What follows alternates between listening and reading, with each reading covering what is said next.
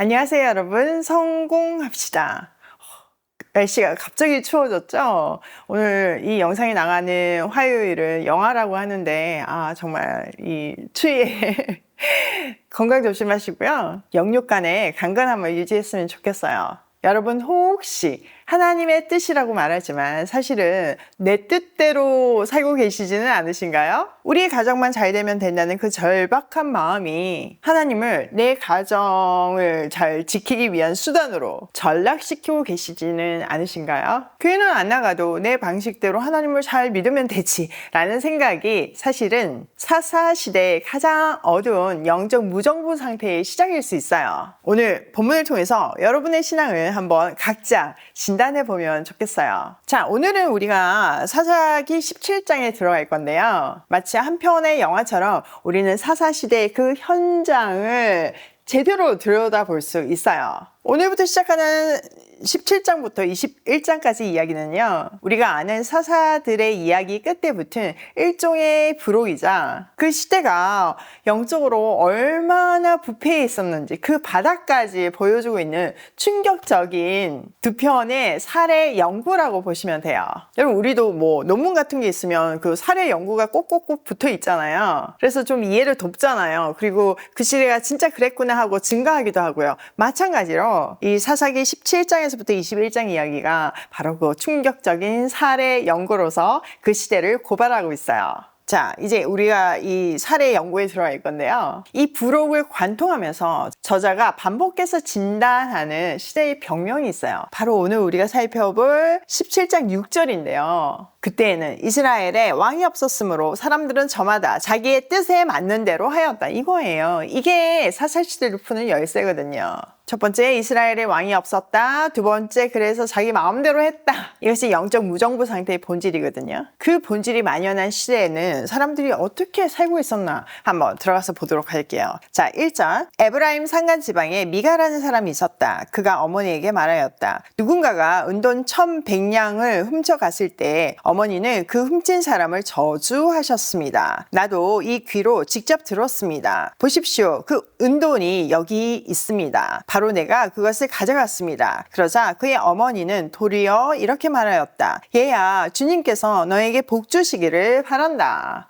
와우. 자, 이 미가의 어머니는 굉장히 부자였던 것 같아요. 그래서 돈이 많았는데 누군가가 돈을 훔쳐간 거죠. 돈을 도둑 맞았으니까 너무 화가 나가지고 그 사람을 엄청 저주했나 봐요. 근데 그 저주를 아들이 들은 거예요. 근데 듣다 보니까 너무 무서워가지고 어머니한테 와가지고 이실직고를 하는 거예요. 엄마가 그 돈 훔쳐갔다고 저주한 사람이 바로 나라고, 내가 그 돈 훔쳤다고 이렇게 얘기한 거예요. 자, 그러면 이 가정이 정말 하나님을 믿는 가정이라면, 적어도 상식적이라면 어떤 반응이 나왔어야 될까요? 네, 맞아요. 엄마가 이 아들에게 잘못을 얘기해야 하겠죠. 우선은 제가 이 질문을 우리 하랑이한테도 오늘 아침 했거든요. 근데 당연히 혼내야지. 잘못했잖아. 돈을 훔쳐갔잖아. 이렇게 하는데 이 엄마는 우리 하랑이도 아는 내용을 모르고 있었어요. 오히려 축복을 해주고 있어요. 그러니까 이 어머니의 반응은 이 가정의 도덕적인 권위가 얼마나 무너져 있는지를 보여주고 있어요. 자, 자기가 저주를 심하게 했잖아요. 근데 그 저주가 지금 아들한테 임할까봐 얼른 저주가 축복으로 순식간에 뒤바뀌어요. 이 모습이 말해주는 게 뭘까요? 영적인 붕괴를 말해주기도 하지만 또 하나는 이 말을 굉장히 주술적으로 사용하고 있다는 것이죠. 그러니까 자기가 저주하면 저주를 받고 자기가 축복하면 축복을 받는다고 생각을 하는 거잖아요. 이거는 하나님을 믿는 신앙이 아닌 완전 무속신앙으로 지금 하나님을 섬기고 있다, 이렇게 말할 수 있는 거죠.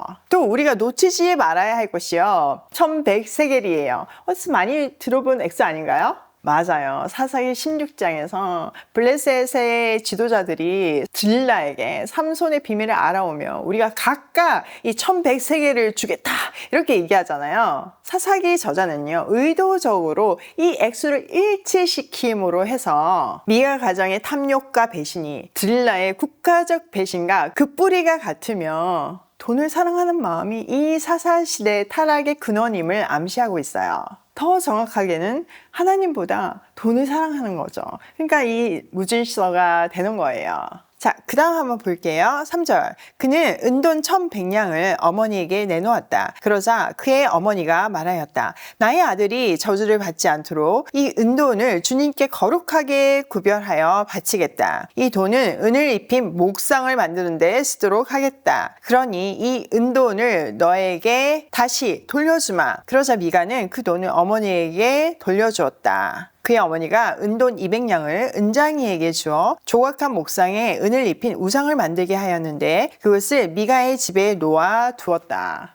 무슨 말도 안 되는 이야기가 계속 일어나고 있죠. 자, 어머니가 이 돈을 하나님께 드리겠다. 거룩하게 구별해서 드리겠다. 이렇게 얘기해요. 그러면서 그 거룩하게 바치는 방법이 아들을 시켜서 신상, 우상을 만들게 하는 거죠.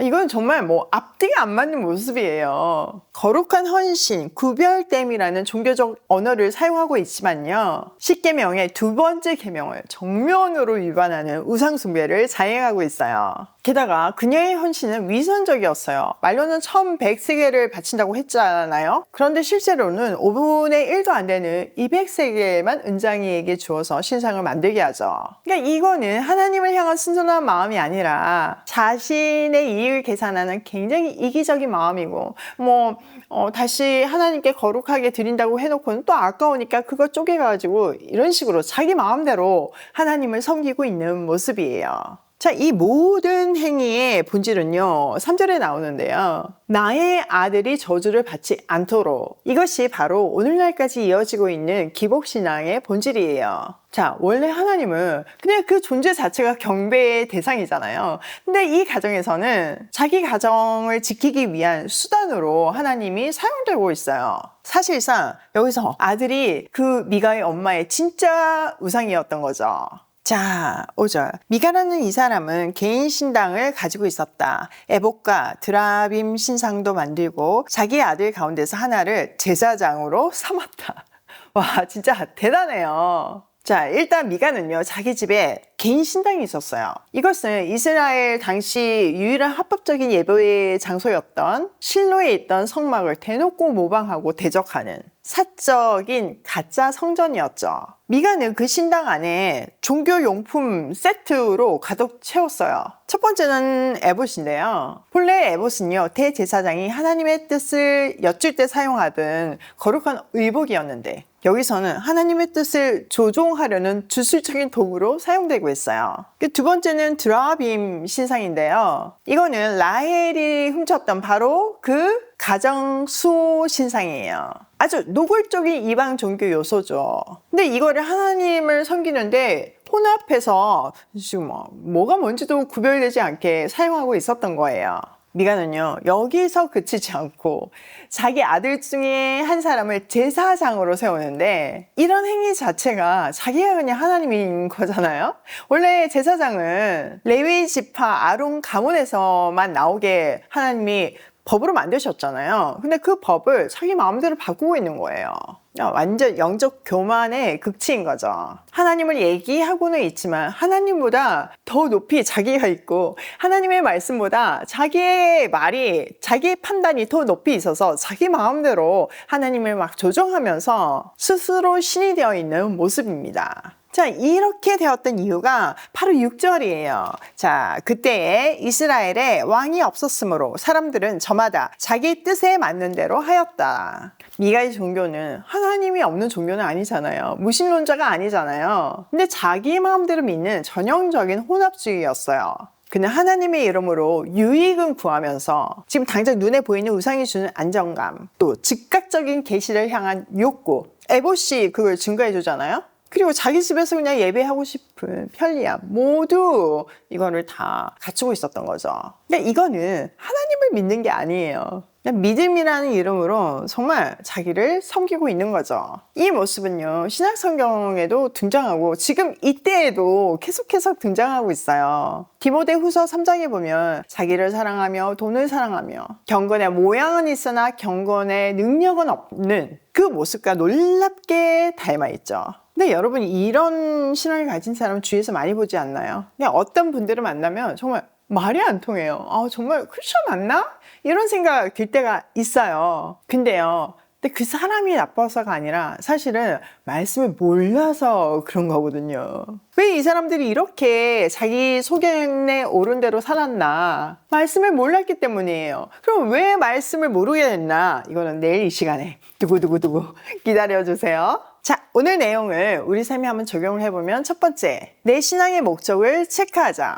여러분 신앙의 중심에는 하나님이 계십니까? 아니면 내가 있습니까? 내가 이렇게 하나님을 믿는 목적이 무엇인지 정확하게 알아야 돼요. 미가의 어머니는 자기 아들을 위해서라는 명분으로 우상을 만들었잖아요. 우리도 우리 자녀들을 위해서 우리 가정의 평안이라는 이름으로 얼마든지 우상을 만들어낼 수 있어요. 하나님을 우리 가정을 지키는 수호신 정도로 전락시킬 수 있어요. 하나님은요, 하나님 그 자체가 유일한 목적이 돼야 돼요.